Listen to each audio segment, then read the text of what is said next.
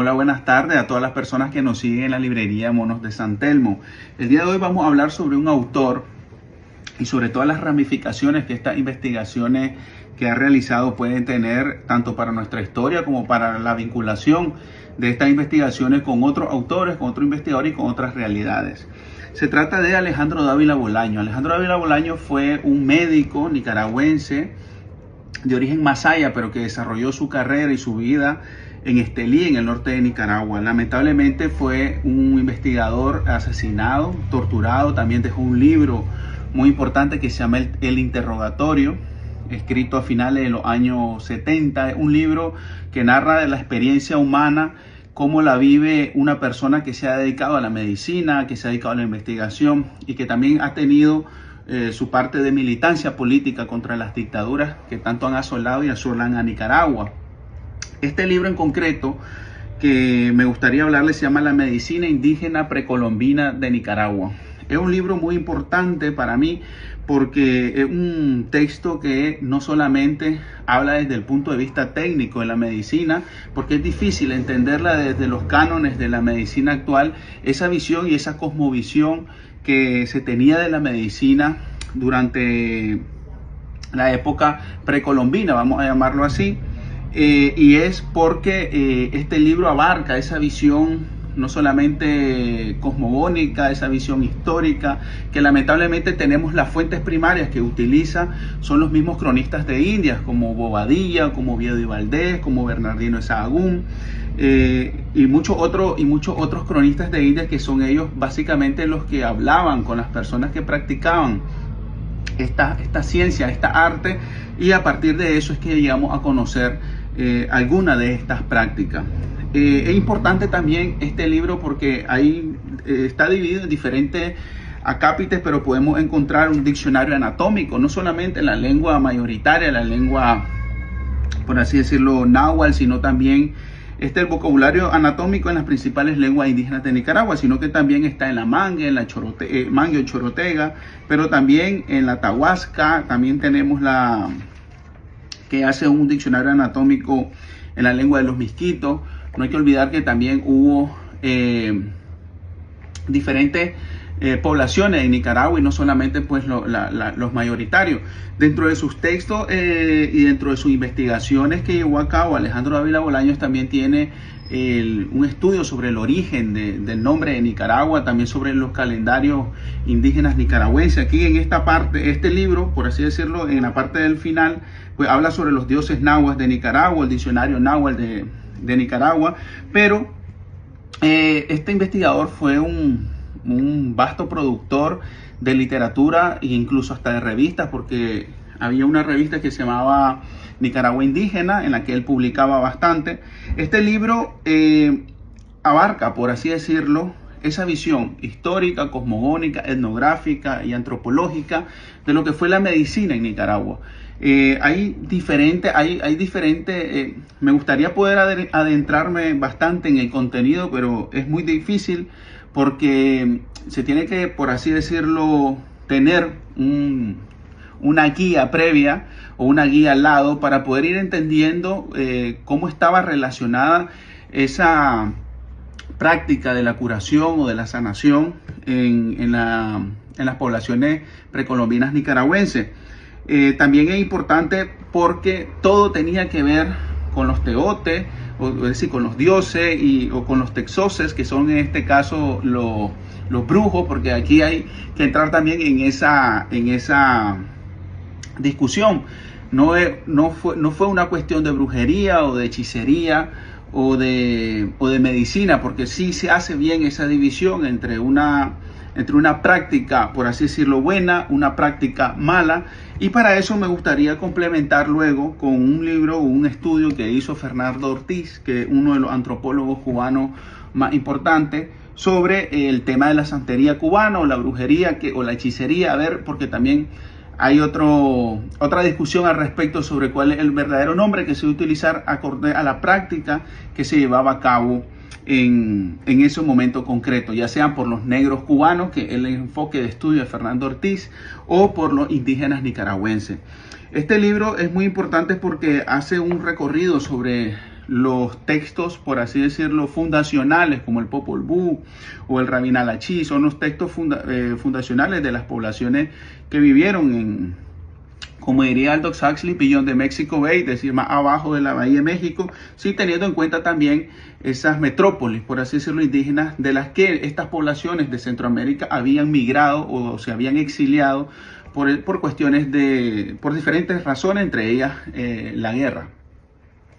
Entonces me gustaría que retomáramos la lectura de Alejandro Dávila Bolaño desde Librería Monos de San Telmo. La recomendamos porque es un autor que ha estado bastante olvidado, teniendo en cuenta que las investigaciones que hizo sobre el mundo indígena nicaragüense son muy amplias. De hecho, este libro fue editado en 1974 y apenas con 500 ejemplares. Este es el ejemplar 145 y este fue editado en Estelí y con una edición financiada por su propia esposa y consta de 500 ejemplares y fue impreso en la editorial La Imprenta, que está ubicada en la Avenida Bolívar de Estelí, Nicaragua. Aparte de este libro, me gustaría también hacer mención sobre el libro del interrogatorio, un libro que antes de venir de Nicaragua estuvimos trabajando con algunos amigos sobre su reedición, sobre la forma en que podemos llegar a divulgarlo a una gran mayoría de población interesada en estos temas. Y en ese libro, en el interrogatorio se narra una cuestión que es muy importante y es el saqueo que se hizo y el vaciado que se hizo de su casa cuando él estaba en la prisión, porque mientras él estaba siendo interrogado, muchas personas vinculadas a los órganos de represión de ese momento, buscando literatura, buscando material subversivo, que siempre las dictaduras tienen ese enfoque. No es raro en Nicaragua, pero no solamente las del siglo XX, pero eso ya es una cuestión que viene incluso desde el siglo XIX. Lo podemos haber visto con el gran prócer hondureño Dionisio Herrera, que también se le saqueó su librería. En este caso, Alejandro Dávila Bolaño habla de alrededor de 3.000 volúmenes que se perdieron. Dijo que solamente le dejaron las paredes limpias, y un texto que también valdría la pena visitar y recapitular para poder entender la situación no solamente de ese momento en los años 70, sino también las situaciones del siglo pasado, pero también las situaciones que se pueden vivir a día de hoy en Nicaragua respecto a esas fuerzas y cuerpos de seguridad que siempre están atentando contra la libertad, contra la dignidad humana, en busca de ideas que consideran subversivas. Y ese texto de Alejandro Dávila Bolaño, el interrogatorio, creo que condensa esa experiencia del humano, del investigador, del médico, del científico, sobre su vivencia en la prisión. Me gustaría complementar lo que habíamos dicho sobre los brujos santeros, que es un artículo que se publicó en el año 39. En este aspecto, este artículo aparece en el libro Estudio Etnosociológico de Fernando Ortiz y recapitula a la Chatanaré, que fue el que escribió el manual de la santería cubana, por así decirlo. Fue el que le dio, por ejemplo, una categoría ya de estudio a la santería cubana, fuera de toda esa, por así decirlo, estigma y adjetivos de brujería, hechicería que subsistía desde hacía mucho tiempo, principalmente desde finales del siglo XIX, porque no hay que olvidar que esos términos comienzan aparte de toda la carga, por así decirlo, despectiva y negativa que siempre tuvo durante la Inquisición, pues también se acrecienta con la vida criminal o la vida en los bajos fondos, les bas fonds, por así decirlo, o la mala vida en las capitales, en las ciudades, donde las urbes ya empiezan a tener pues esa actividad y esa dinámica que hace que esto se popularice más y llegue a un mayor público. Por eso es muy importante leer a Fernando Ortiz en ese sentido, porque él cita a Constancio Bernaldo de Quirós, que fue un investigador también, un criminólogo que también colaboró con la Institución de Libre Enseñanza, murió exiliado en México, y él tomó mucha referencia de él, porque aparte de que no fue su mentor o su maestro, pero sí tuvo mucha influencia intelectual en Fernando Ortiz, porque Constancio Bernaldo de Quirós escribió La mala vida en Madrid, y a su vez Fernando Ortiz escribió La mala vida en La Habana. y de hecho conservamos un libro de Constancio Bernaldo que era un prólogo, es decir, en realidad el libro se llama La Mafia o Notas sobre la criminalidad en Sicilia. Esto es una cuestión que se viene estudiando desde finales del siglo XIX y Constancio Bernaldo de Quirós, como uno de los especialistas en criminología de ese momento, pues le hace el prólogo a este texto. La mafia es una cuestión que ya sabemos que ha asolado y que ha sido objeto de estudio, y no solo de estudio, sino de grandes procesos judiciales como el maxiproceso de Palermo en Italia, en la Italia ya contemporánea, y que lo llevó a cabo dos juristas muy importantes que dentro de la rama del derecho se menciona mucho, que es Giovanni Falcone y Paolo Borsellino. En este aspecto me gustaría hablar de Bernaldo de Quirós porque es una persona que estuvo en la explosión, por así decirlo, de toda la evolución de las escuelas criminológicas italianas, en la que figuraban Enrico Ferri, Rafael Garofalo, César Lombroso, y en la que la ciencia no solo sociológica, sino también jurídica y antropológica y etnográfica comenzaba a estudiar la figura de la criminalidad.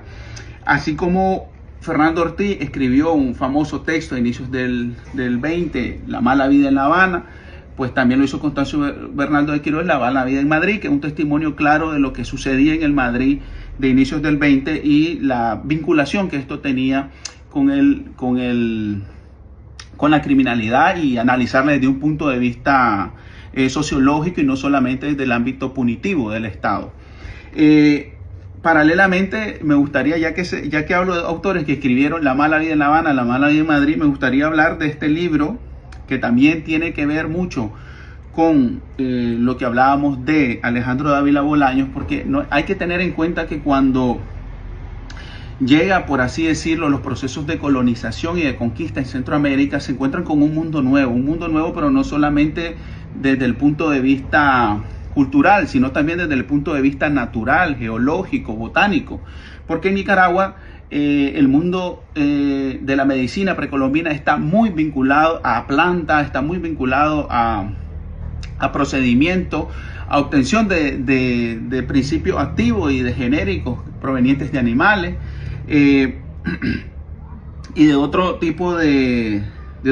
prácticas, por así decirlo, que tenían que ver más con cosmovisión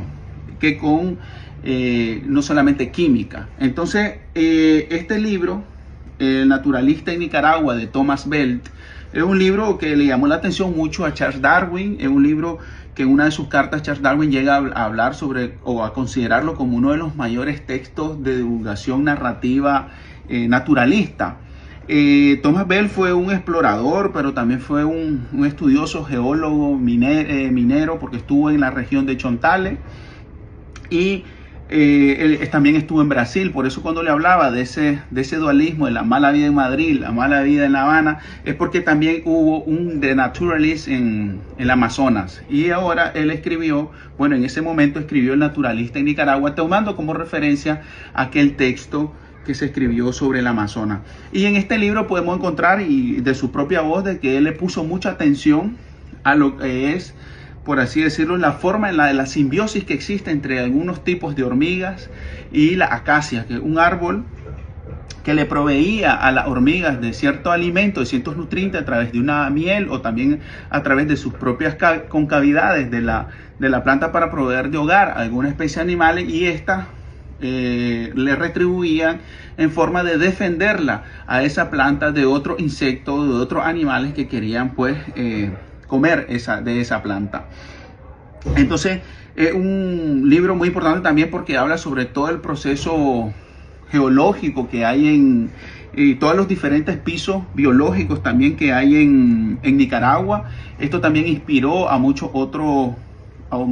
investigadores sobre el ramo de la botánica, sobre el ramo del naturalismo, como pudieron ser Diocleciano Chávez o Miguel Ramírez Goyena. Fue uno de los, por así decirlo, de los precursores de la entomología, que es el estudio de los insectos. Y por eso es importante tener en cuenta esto, porque cuando los conquistadores y los colonizadores llegan y nos dejan ese retrato en primer momento de cuál era las prácticas que realizaban los indígenas, las prácticas médicas que realizaban los indígenas, existiese desconocimiento. Imagínate